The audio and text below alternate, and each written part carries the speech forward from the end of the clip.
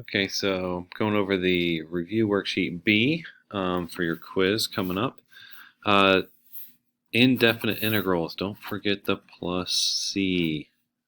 They're called indefinite for a reason. You don't know what was there. So if this is the derivative, what was the equation before it? We use our new rule, which you write the old thing, but take the exponent up one and divide by the new exponent. We take the old one, make the exponent go up one, divide by the new exponent. Take the old one, there is none, so make the exponent go up one, divide by the new number. Don't forget a plus C, and then simplify it. Like 6 over 3 is 2x to the third minus 4x squared. Sometimes those get nice, sometimes they don't. You can check if you did it right by taking its derivative and see if you end up with 6x squared minus 8x plus 3. So this is just a good recap of that stuff. Sometimes it's better to rewrite the problem first because I like to do the trick on it now. I'll go 10x to the negative. Careful on this. Don't be tricked. Up 1 from negative 9 is negative 8. And then divide by the new exponent plus C. And you should reduce this. Negative 5/4 x to the negative 8. Or you can put x to the 8 in the bottom if you want to be really good. Okay. Similarly, you got to rewrite this one. We have no rule for quotient, anti-quotient. So you got to think of this as t to the 1/2, and then we got to split it into parts. This thing over this thing, and this thing over this thing. So see, I'm still in my integral sign. So it's 3 minus a half, or I'd call this 6/2 minus a half is t to the 5/2. And here you have 2t squared, or 4/2. So 2t to the 3/2. Yikes, what's this thing? Boom, okay. And now I'm going to do my trick where I raise the exponent up one. So here's a good example of a normal problem, a negative exponent problem. Here is one where you have a fraction problem. So what's 1 more than t to the 5/2? 7/2. And divide by the new exponent, you will multiply by its reciprocal, 2/7. Similarly, we're going to have 2t to the, what's 1 more than 3/2 is 5/2, over 5/2, which is times 2/5. There already was a 2 there, so it becomes 2/7 t to the 7/2 and 4/5 t to the 5/2 plus c. Okay, and number 4, there is no product rule for integrals. So you have to multiply that out. So I'm going to pause this, multiply it out, and then it becomes a very normal problem, much like number 1. So after foiling, it looks like that, and then you just do your rule. Raise the power up 1, divide by the new exponent. Raise the power up 1, divide by the new exponent. Here, raise the power up 1, divide by the new exponent. And lastly, raise the power up 1, plus c. Okay, and then, some of them get nicer, some of them don't. Like this one, 4/3 x a third, 3/2 x squared. It's negative 3x plus c. Boom. All right, so the plus c's are a little obnoxious, so we're going to deal with that in this next step. These are called initial conditions, which all that means is you will be able to replace c with an actual number if you're given some extra info. These two things are your extra info. So basically, you're doing the same problem. If you tell me this is the second derivative, then I know the first derivative must be the integral of the second derivative. That's kind of the point of integrals. They undo derivatives. Okay, so if I do my little trick on here, I can find out what my first derivative is. Raise the power up 1, divide by the new exponent. Raise the power up 1, divide by the new exponent, and plus c. So right now you're like, oh, we're in the same position, but look at this. This tells me if you plug in a 1 to the first derivative, the answer is negative 5. Well, guess what? You put the negative 5 over here for the answer, and I'm going to simplify that. I'm going to put a 1 in for x, and I can solve for what c is with a little algebra, right? Negative 5 equals 5 minus 10 plus c, so negative 5. And you move it over to the other side and you get c is 0. Huh, that's weird. So really, what is f prime of x? It's not this thing plus c, it is just 5x to the 4th minus 10x. I don't have to worry if it's the other one, I already know. Okay, oops, that's not my end answer. It wants to know the regular equation. So I do this all over again. Sorry, there's not a ton of room. I do this all over again with the integral of that guy. And that's going to be 5x to the 5th over 5 minus 10x squared over 2 plus c. So f of x equals x to the 5th minus 5x squared plus c.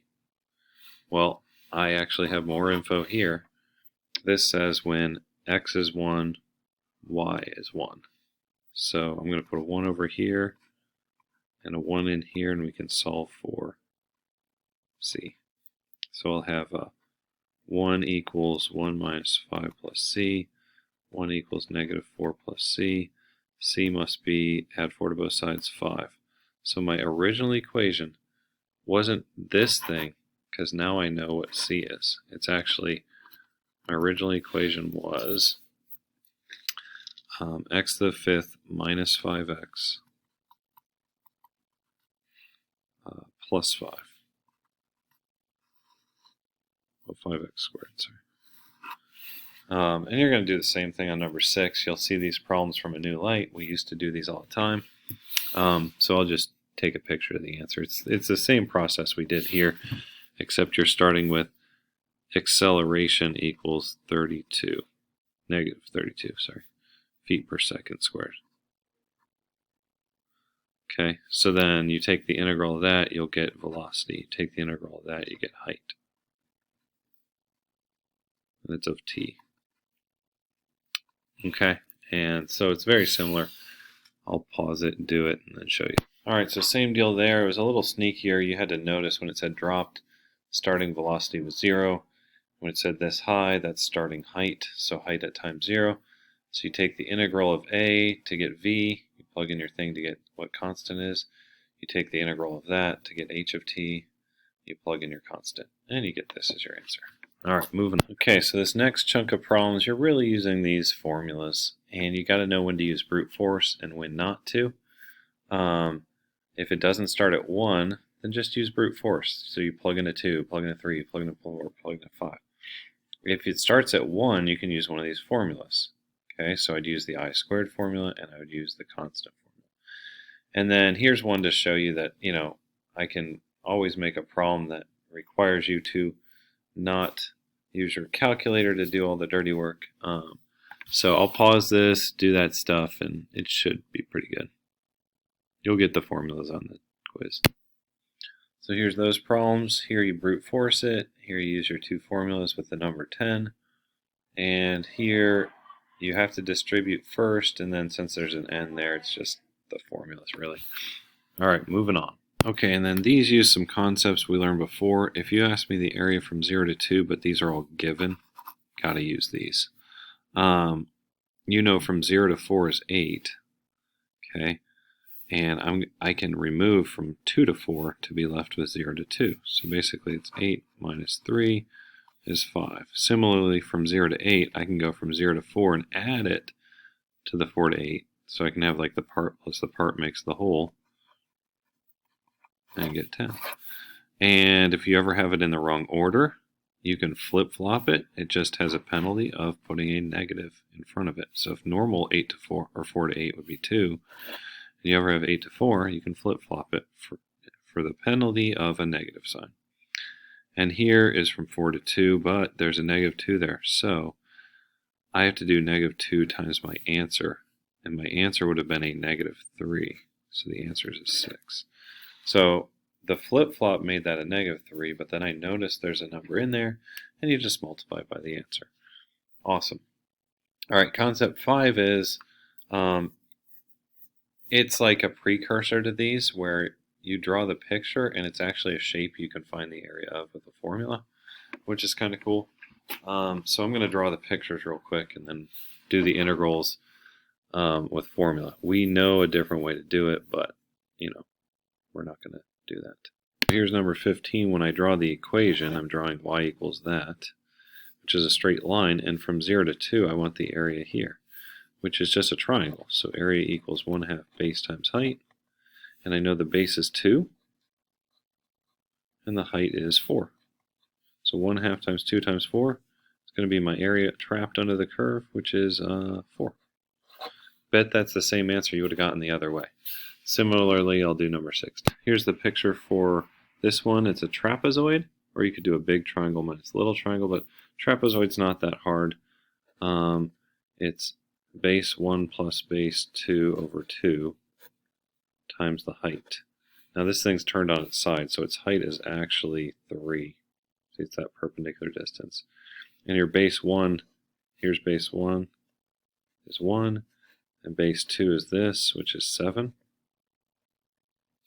So your area is going to be 1 plus 7 over 2. You're basically taking the average of the two bases times height, which is 4 times 3, or 12. Okay, cool. Same answer you would have gotten the other way. Then we get to number 17, and you will do the same integral trick we used to, but now we have numbers, so there aren't going to be plus c's anymore. So I look at this, I take its integral, I go up a power and divide by the new exponent. Difference is this time I'm going to have numbers to plug in, so I don't need a plus c. This is still finding the area just like we did up above, but I don't need a picture because it's a crazy shape. Alright, so how do you do this? You always plug in the upper limit and then you subtract off the lower limit plugged in. You have to do this. I recommend parentheses just so you don't mess up, especially with these exponents and negative numbers. Okay, so I'm going to plug in, do the extra work, plug in a 3, then plug in a -1, and add them up at the end. Hold on. And here I took the time to type it in, and I took the time to type it in. Be careful because that turns out positive. But then you subtract it, so you end up with 121.3 repeating. That's the pretty nice area for a crazy looking curve.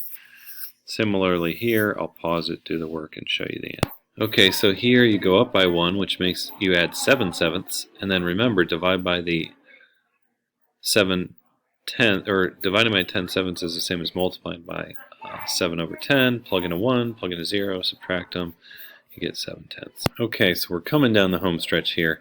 Kind of like before, you split it into two parts. 5/2 minus 1/2 is 4/2. So anyway, you raise the exponents up. Now here's something different.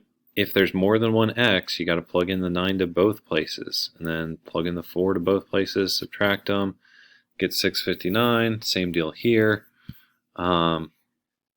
Pretty similar. So just know that cube root of t squared is t to the 2/3. The root is the bottom, the power is the top.